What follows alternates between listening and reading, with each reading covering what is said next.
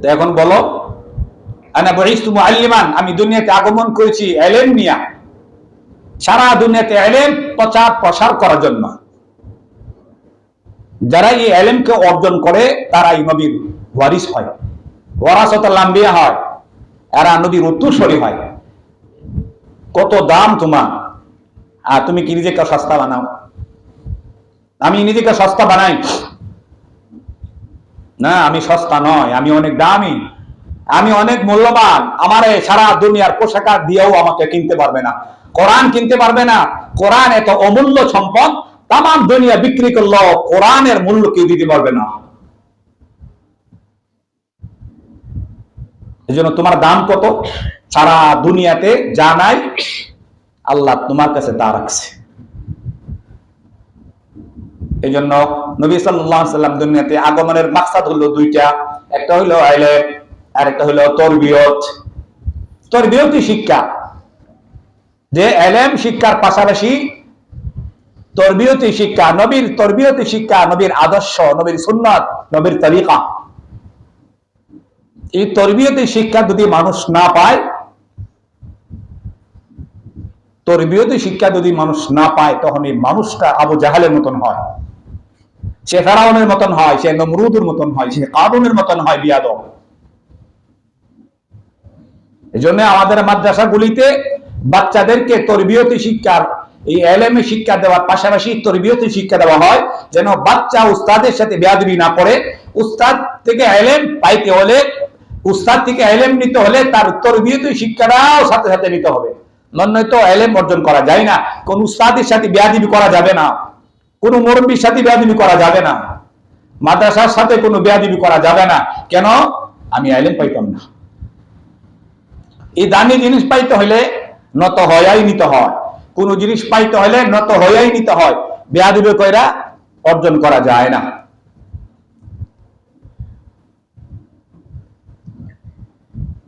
নবী সাল্লাল্লাহু আলাইহি ওয়াসাল্লাম বলেছেন, আনা বুইস্তু মুআল্লিমান বিমাকারিমিল আখলাক, আমি ইলম শিক্ষার পাশাপাশি আমি দুনিয়াতে আগমন করেছি মানুষের তরবিয়তি শিক্ষা, মানুষকে তরবিয়তি শিক্ষা, আখলাক চরিত্র সুন্দর করার জন্য আমি দুনিয়াতে আগমন করেছি।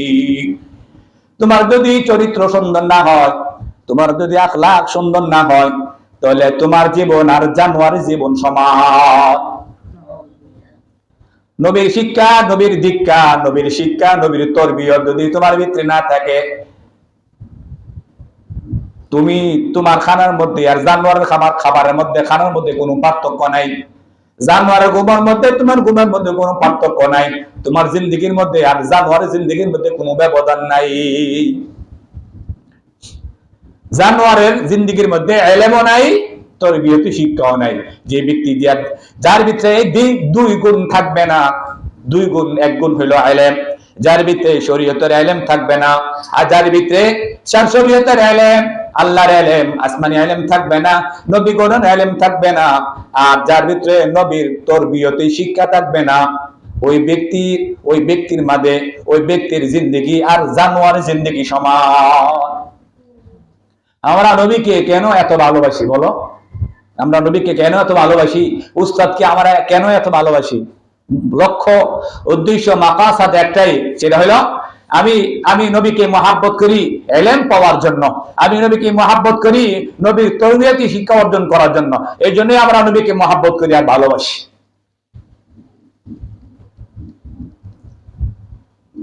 নবীকে ভালোবাসার মূল মাকাসাদ হইল এখানে, যে নবীকে ভালোবাসলে আমরা আল্লাহ পাকের ইলম, আসমানি ইলম পাবো আর নবীর শিক্ষা অর্জন করতে পারবো। এই জন্য উলামায়ে কেরামের সাথে বেয়াদবি করলে, উস্তাদের সাথে বেয়াদবি করলে ইলম পাওয়া যায় না। উস্তাদের সাথে বেয়াদবি করলে মানুষ কি হয়? শয়তানের মতন হয়, শয়তানের মতন হয়। শয়তান ছিলেন বিয়াদব, আল্লাহর কথা শুনে নাই, কিন্তু আল্লাহর কথা, ইবলিসে আল্লাহর এত ইবাদত করেছে, কিন্তু আল্লাহর হুকুম লঙ্ঘন করার কারণে শয়তান ইবলিসে পরিণত হয়েছে।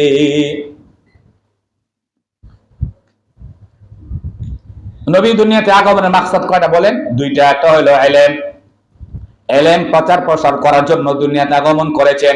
যার ভিতরে ইলমে দ্বীনি শিক্ষা নাই, যার ভিতরে আসমানি শিক্ষা নাই, যার ভিতরে নবী শিক্ষা নাই, যার ভিতরে কোরআনের ইলম নাই, হাদিসের ইলম নাই, ওই মানুষটার আবু জাহেলের ভিতরে কোনো পার্থক্য নাই।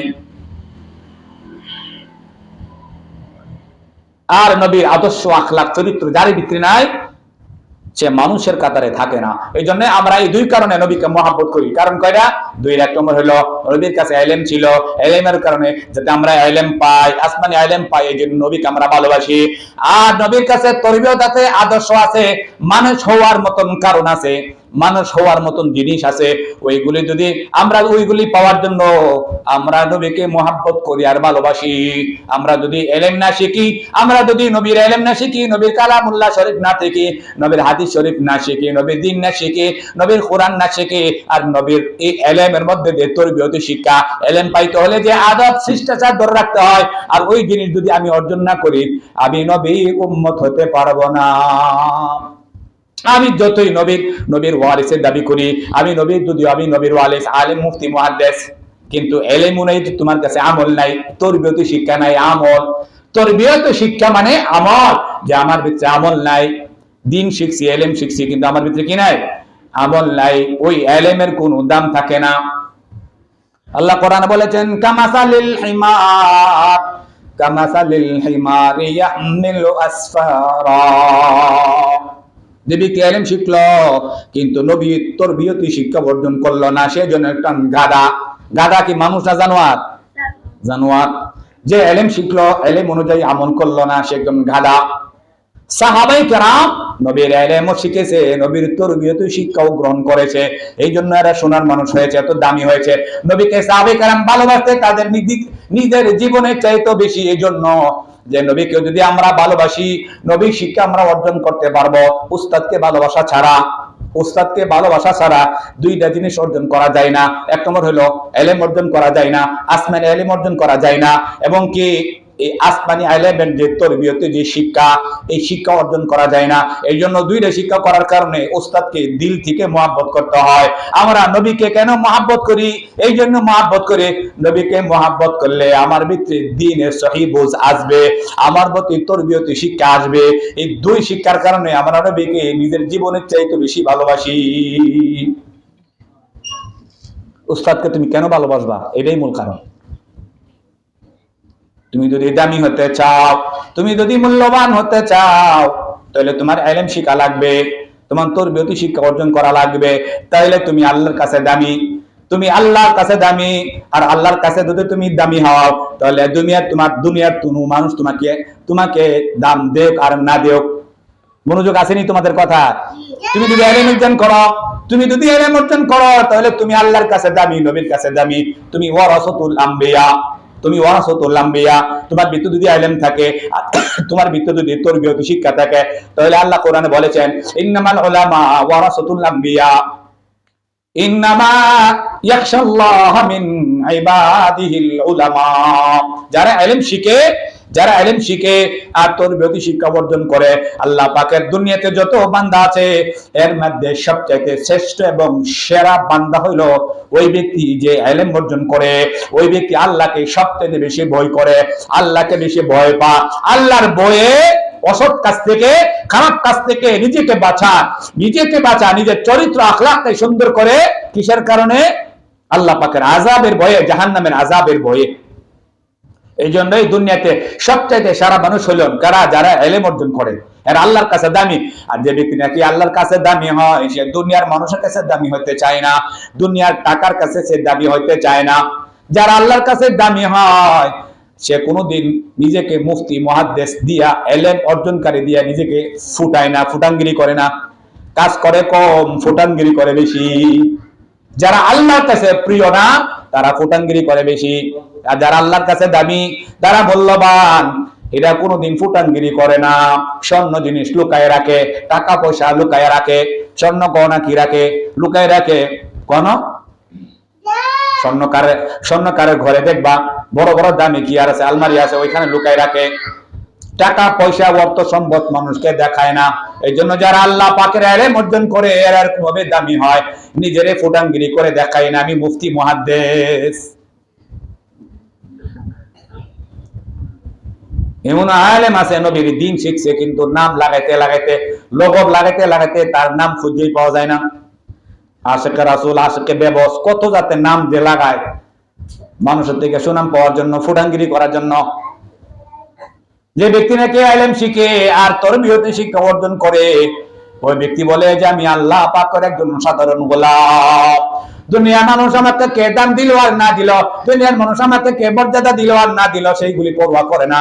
সে পরোয়া করে আমি আল্লাহর কাছে দামি হইতে চাই। আমি আল্লাহর কাছে যদি দামি না হয়, দুনিয়ার সবাই আমাকে দাম দেয়, দুনিয়ার সবাই আমাকে মর্যাদা দেয়, দুনিয়ার সবাই আমাকে মূল্যায়ন করে, দুনিয়াতে আমাকে হাদিয়া তওবা দেয়, আর আমি যদি মনে করি আমি বড় দামি হয়ে গেছি, তাহলে বোকা। যে তুমি ইলম শিখছো, ইলম দুনিয়ার সবচেয়ে বড় দামি জিনিস। যে ব্যক্তি ইলম অর্জন করে সে নিজেকে আড়াল করে রাখে, নিজেকে এরকম ভাবে লুকায় রাখে যেন এই জিনিসটা কারোর কাছে প্রকাশ না পায়। ইলম ওয়ালা মানুষ বড় দামি, এই দামি জিনিস দুনিয়াতে কারোর কাছে প্রকাশ করে না, এমনি এমনি প্রকাশ পায়, এমনি এমনি প্রকাশ পায়। আল্লাহ পাক বলেন যার কাছে ইলম আছে, খাঁটি আল্লাহ পাকের ইলম আছে, আসমানি ইলম আছে, নবীর খাঁটি ইলম আছে, আর খাঁটি তরবিয়ত অর্জন করতে পেরেছে, ও ব্যক্তি আল্লাহ পাকের কাছে দামি হয়। আল্লাহ পাক রব্বুল আলামিন জিবরাইলকে বলেন, ও জিবরাইল, এমক আলেমকে আমি ভালোবাসি, সে নবীর ইলম অর্জন করেছে, আসমানি ইলম অর্জন করেছে, সে নবীর তরবিয়ত শিক্ষা, নবীর আখলাক আর নবীর চরিত্র গ্রহণ করেছে, ওই লোকটাকে আমি আল্লাহ নিজে ভালোবাসি।